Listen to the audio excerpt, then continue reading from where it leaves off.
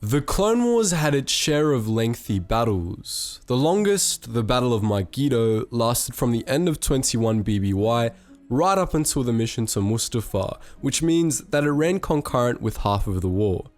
Among these long battles was also one of the most devastating, the Battle of Atraken, which lasted from a few days after the Battle of Geonosis to midway through 21 BBY, a span of about a year. This battle was particularly costly for all involved, and in this video, we'll be analysing the information we have about it in full.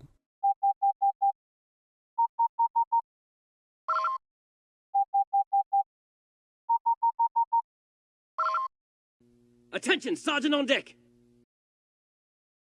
Atraken was once a pleasant world, home to long mountain ranges and wide oceans. At some point in galactic history, it was colonized, and by the time of the Clone Wars, the world had about 1 million inhabitants. The largest settlement on the world was the planetary capital, Catalan, which was named after the star around which Atraken orbited. It was a fairly unremarkable outer rim world located near Visualisation, and it was significant for only one reason. The planet's crust was rich in dunium. Dunium was very valuable heavy metal, which had unique properties that made it perfectly suited for the creation of warship hulls. Since the New Sith Wars, it had been considered the go-to material for use in warship armor, which is why so many warships in Star Wars, most notably Imperial Star Destroyers, have a grey-white color. Dunium wasn't exactly rare, and asteroid belts were frequently mined for the metal, but large nodes of it were still incredibly important, as it took a lot of dunium to plate an entire warship. As a result, caches like those found on Atraken were high in demand, as they could fuel major shipbuilding operations for much longer than asteroid caches could. At the start of the Clone Wars, the Republic needed dunium more than pretty much anything else. The Kaminoans provided the Republic with the foundations of a navy, but it was incredibly insufficient, as it consisted of only assault ships that were designed for ground assault, with ship-to-ship combat having mostly been a secondary feature. The Republic did, of course, have other warships at its disposal as well. The Judicial Forces maintained a small fleet that consisted mostly of light cruisers, and the New Republic military quickly reabsorbed many of the planetary security forces that individual sectors possessed, which usually came with a small fleet of warships. But this was still vastly inefficient.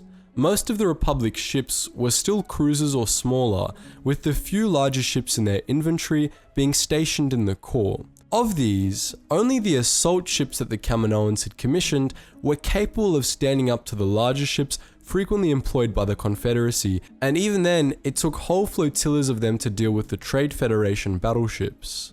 The Republic Navy needed more ships, and it needed them fast. More acclimated class assault ships were churned out by Kuwait Drive Yards and its subsidiaries every day, and new, larger warship designs were in the works, but all of them required copious amounts of dunium. Planets like Atraken then were a bit of a saving grace for the Republic. The large dunium caches on Atraken alone were capable of supplying armor for a small fleet. There was one big problem with this, however. Atraken, like many other similar worlds, was completely owned by the Commerce Guild. In the years leading up to the Separatist crisis, the Commerce Guild, under the leadership of Gosam President Shu Mei, became incredibly aggressive.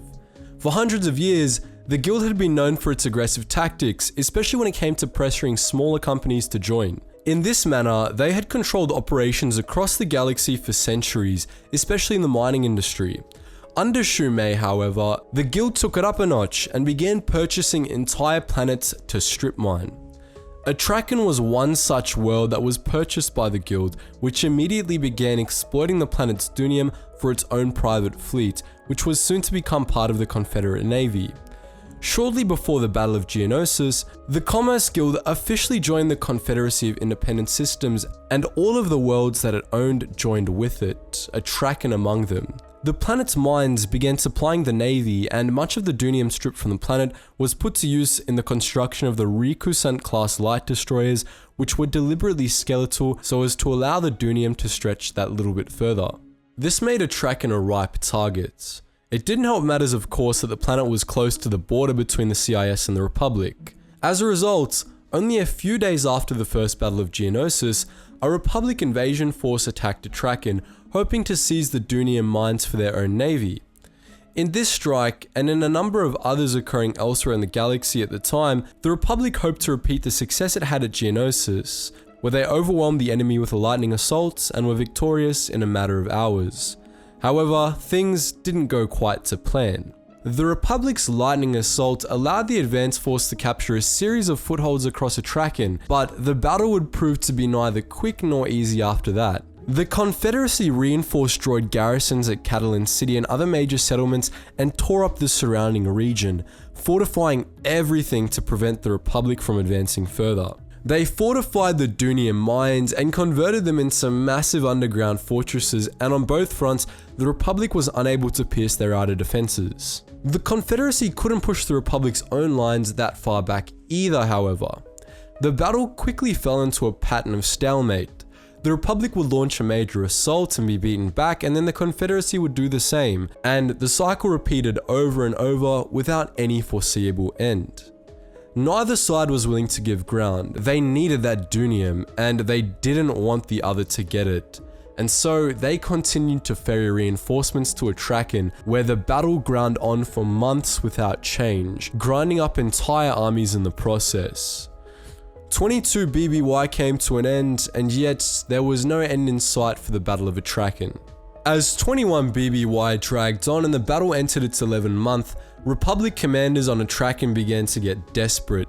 They needed a victory soon, or they needed to retreat, and by this point, they were willing to do anything to get that victory. And so they did. Republic bombers and artillery positions began an indiscriminate bombing campaign, shelling everything in range that had battle droids spotted near it. Their armies would then proceed to advance through the rubble, cleaning up the defenders that remained. They named this maneuver Operation Katabatic. Operation Katabatic was ultimately successful. For the first time in nearly a year, the Republic began gaining ground fast, as the bombers thoroughly annihilated any Confederate position that they encountered. The cost of this campaign was nonetheless high. Those positions included civilian targets, and thousands of innocents were killed by the bombs over the course of the campaign. But for the Republic commanders, it was worth it. At last, they were on the verge of victory. The Confederacy too had lost a lot in the battle, and it knew that defeat was near. As a means of spitting in the Republic's victory cup, however, they began their own campaign, one much more sinister than the Republic's bombing. They poisoned Atraken's water table, spreading virulent toxins across the entire planet, killing off the entire ecosystem. Their campaign too was a success. By the time the victorious clone troopers raised the flag of the Republic over the ruins of Catalan City, the entire planet was dead. The Republic won the Battle of Atraken, but at a cost too high to fathom.